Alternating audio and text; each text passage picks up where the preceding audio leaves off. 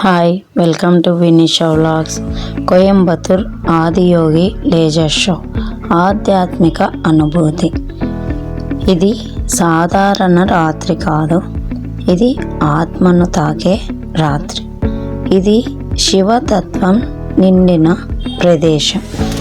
ఇదిగో కోయంబత్తూర్లోని ఆదియోగి ముందు నిలబడి మన మనసు మెల్లగా లయమవుతుంది. ఆ అంతులేని శూన్యంలోకి.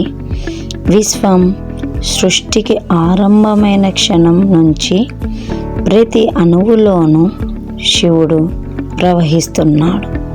ఇప్పుడే మీరు చూడబోయే ఈ లేజర్ షో కేవలం కాంతుల ఆట కాదు.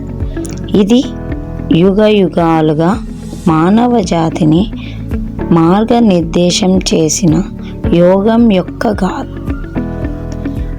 శూన్యంలో నుంచి సృష్టి, సృష్టిలో నుంచి జీవం, జీవంలో నుంచి యోగం. ఇది శివుని నృత్యం, ఇది విశ్వతాళం. ఈ కాంతి కిరణాలు శివుని దివ్య రూపాన్ని మెల్లగా చిత్రిస్తుంటే మనసు మాటలు మరిచి నిశ్శబ్దమవుతుంది. ఆదియోగి, అతనే యోగం యొక్క మొదటి గురువు. అతని చూపు ఒక్కసారి పడితే చాలు, అహంకారం కరిగిపోతుంది, మనసు సమాధిలో మునిగిపోతుంది. ఆ చూపులో ఉంది అనంత ప్రేమ, ఆ చూపులో ఉంది జ్ఞాన స్ఫురణ. శివుడు హిమాలయాల్లో కూర్చొని తనలోనే లోతైన తపస్సులో మునిగిపోయాడు. 7 మహర్షులు, 7 ఋషులు ఆయన వద్దకు వచ్చి, ప్రభు, మాకు యోగం బోధించు అని కోరారు. ఆదియోగి కళ్ళల్లో కరుణా సముద్రం, ఆయన మాటలలో సత్యం, ఆయన ఉనికిలో పరమాత్మ తత్వం. అప్పుడే ప్రారంభమైంది యోగ తత్వం.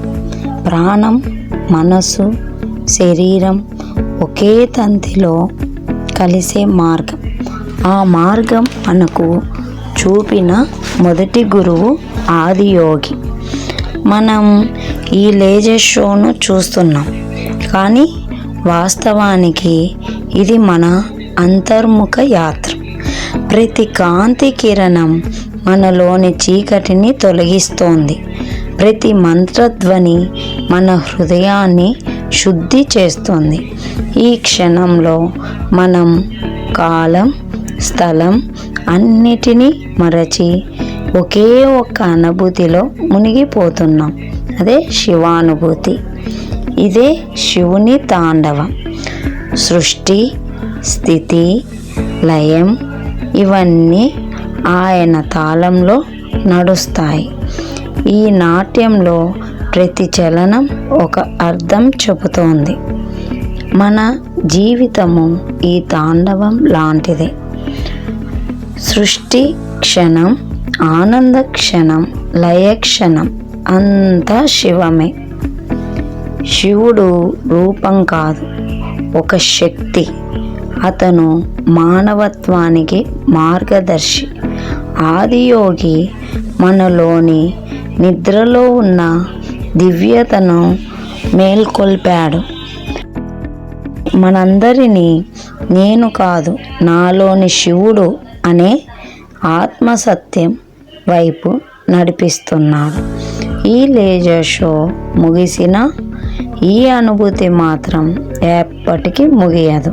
ఎందుకంటే శివుడు కేవలం కోయంబత్తూర్లోనే కాదు, ప్రతి మనసులో, ప్రతి ఊపిరిలో, ప్రతి హృదయ తాళంలో ఉన్నాడు.